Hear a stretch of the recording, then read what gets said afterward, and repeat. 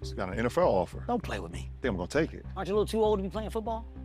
Wait, what? They want somebody that can run a 40, not somebody that is 40. And tonight, NBA All-Star Gilbert Arenas shares video as he leaves court, seemingly untroubled about the serious charges he's facing. You once said that you probably lost about 20 million in gambling. Have you quenched that urge to gamble, or do you still like to gamble?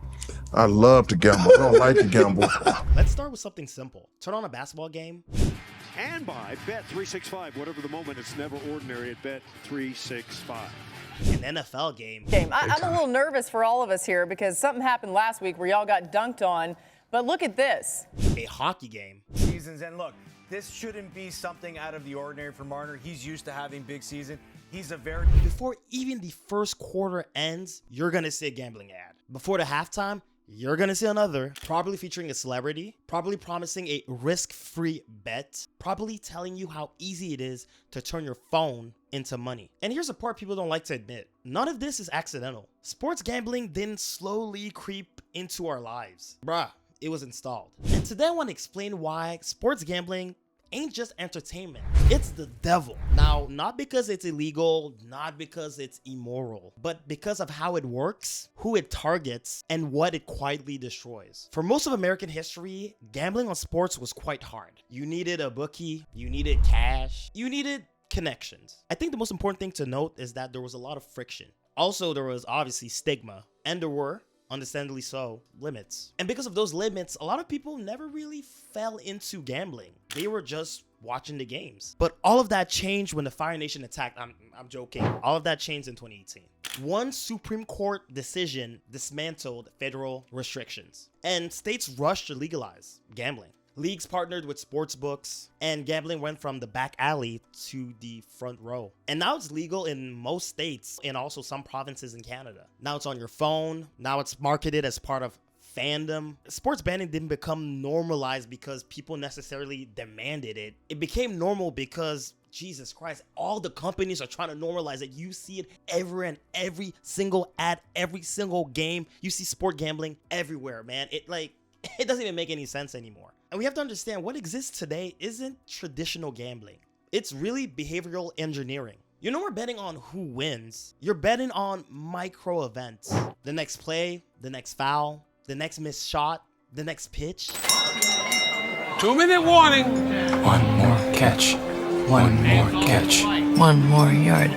One more yard. No more yards. No more yards. There's no downtime. There's no pause. There's no reflection. You lose a bet, the app suggests another one. Another one. No, I hate that dude, actually. Let me not say that joke anymore. You win a bet, man, you get that confetti, that hit of dopamine, man, and another nudge. This design isn't accidental. It uses the same psychology as slot machines, loot boxes, and infinite scroll, which I have to stop doom scrolling so much, man. I need help. There are variable rewards, instant feedback, and of course, what's most dangerous, loss chasing. And the most dangerous lie, they sell it as a skill. If you know ball, you can win. I thought I knew ball, but Jesus Christ, man, the Lakers are basura. Trash, dog. But now, here's the truth. If knowledge created profits, man, sports books wouldn't exist.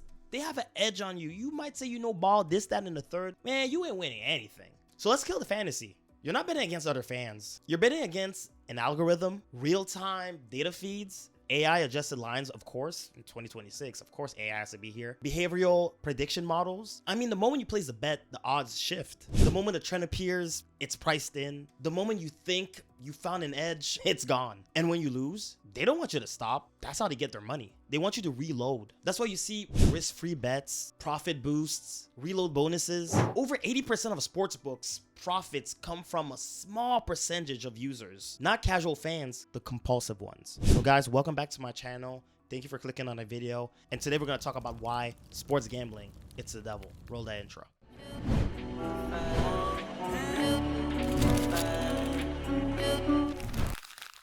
Hey, what's up guys? Thank you so much for clicking on the video. If you're new here, my name is Killivvn. Listen guys, don't forget to like, share, subscribe, and hit the hype button if you're liking the video. It helps out small creators like me. And also in the video description, there's a link tree to all my socials, so make sure to tap into that. But without any further ado, let's get into the video.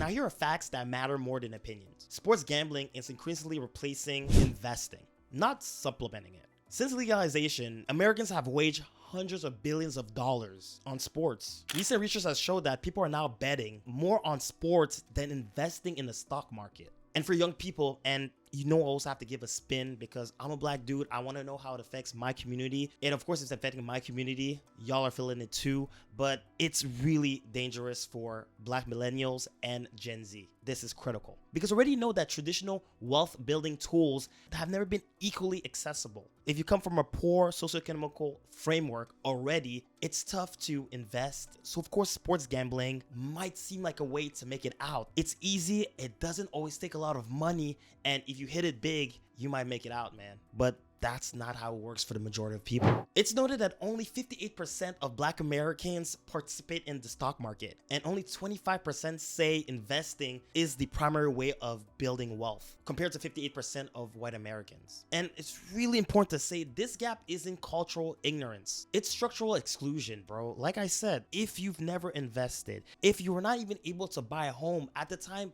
black folks couldn't even buy homes, bro, couldn't build generational wealth. So why would you think systems where you're not even allowed to, you were denied from, why you would think that these are ways to, you know, make it out, to build generational wealth, to make generational money? It's just not that simple. So of course, that would be the first reflex for people that never grew in wealth or even were denied of possibilities to gain access or to build wealth. So when sports gambling shows up as lower barrier, low capital, instant feedback, no financial literacy or gatekeeping, it becomes a substitute system. Not because it's better, but because it's available. And sports betting doesn't just offer access, it offers emotionally charged access. And we also know that black communities have deep cultural ties to sports, especially the NBA and NFL, where black athletes are the visible face of excellence. And that matters psychologically because betting is not a neutral risk. It's an identity attached risk. You're not betting on a company. At times, you're betting on your team, on players you relate to, on narratives you grew up with. Among bettors that are 18 to 24, most wages are under $50. But black bettors in this group are twice as likely, on average, to place $100 bets. Again, not because of recklessness, but because betting is framed as confidence. If you know ball, why not go bigger? Now, for 1 minute, let's be precise. Sportsbooks don't need to say we're targeting black folk. They target spaces, voices, and trust. I mean, look who's used in these advertisements for sports betting companies. Kevin Hart, Jamie Foxx, Shannon Sharp, Gilbert Arenas. You got former players, you got athlete-led podcasts. These ain't random celebrity picks. These are figures with deep cultural credibility in black households, and especially among black men. Like, Kevin Hart ain't selling gambling because he's a gambling expert. Probably far from it. He's selling familiarity. He's selling normalcy. He's selling people like you. We do this. And placement matters. Sportbook ads concentrate in NBA broadcasts, NFL broadcasts, again, athlete hosted podcasts, YouTube shows with high black male engagement. And that's not opinion, that's ad buy strategy. And I want to shout out Kai Cenat and Speed for not as of now promoting any gambling. Really shout out to them, bro. And Antonio Moore pointed out a telling contrast. On Fox Sports, Colin Cowherd, with a largely white audience, often reads ads for mental health services and or insurance. Meanwhile, Shannon Sharp, whose audience is disproportionately black, regularly reads DraftKings promotions. Same network, same parent company, different ads. That's segmentation. And this strategy isn't new. Tobacco companies, liquor companies, and payday lenders all have done this. They've used trusted cultural figures, flooded high exposure spaces, and of course avoided explicit racial language. And you let repetition do the work, and you got yourself a lot of addicted young men. And when criticism comes, say, we're not targeting anyone, but exposure isn't equal, trust isn't equal, and harm isn't equal. And here's a math no ad shows you. Sports betting is a negative sum. No compounding, no ownership, no asset. Every dollar bet is not a dollar invested in stocks,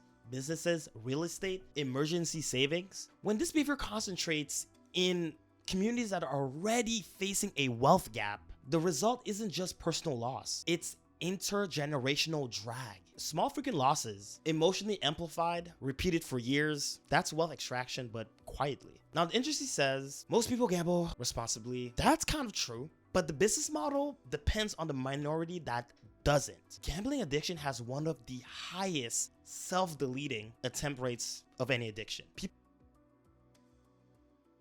mental health, and shame keeps them silent because gambling is framed as fun. Bonus bets, reload offers, VIP hosts texting, we miss you. This ain't support, it's retention. In Canada, doctors and senators are now calling a full ban on sports gambling ads. And more than 40 senators have formally urged the Prime Minister to act. The argument is simple and uncomfortable. We don't allow cigarette commercials. We don't allow illicit drug commercials because some products cause predictable harm. So why we're not keeping the same energy for sports gambling? I mean, sports gambling ads now saturate NHL games, NBA games, soccer matches, YouTube highlights, podcasts, social media feeds. Children see them, teenagers see them, young men see them before their brain is fully developed. And that matters because a teenage brain is wired for risk-taking, novelty, reward-seeking, emotional decision-making. That's why women live longer than us, man. Damn. When a 14-year-old sees gambling ads during every game, they're not seeing a warning. They're seeing a script. When a 6-year-old sees celebrities framing betting as fun, skill-based, and harmless, they're not learning probability. They're learning association. Sports equal betting. Fandom equals wagering. Being a real fan means having skin in the game. At this point, it's no more advertising, it's conditioning. And public health experts have said this plainly. We would never allow alcohol ads in elementary school. We would never allow cigarette sponsors on youth jerseys. But we allow sports books to embed themselves in the most watched cultural product by young people, sports. And that is a line we've crossed. Sports gambling isn't just the devil because it's fun. It isn't the devil because it's legal or immoral. It's the devil because it convinces people with the least room for error that luck is a financial plan. It turns passion into extraction, fandom into monetization, and hope into debt. You don't beat the house beats you. Quietly, patiently, and legally. Thank you for watching, guys. If this video can help somebody, send it their way. Make sure to like, comment, subscribe, share the video, and down below is a link through to all my socials. But that being said, guys, I'll see you in the next one.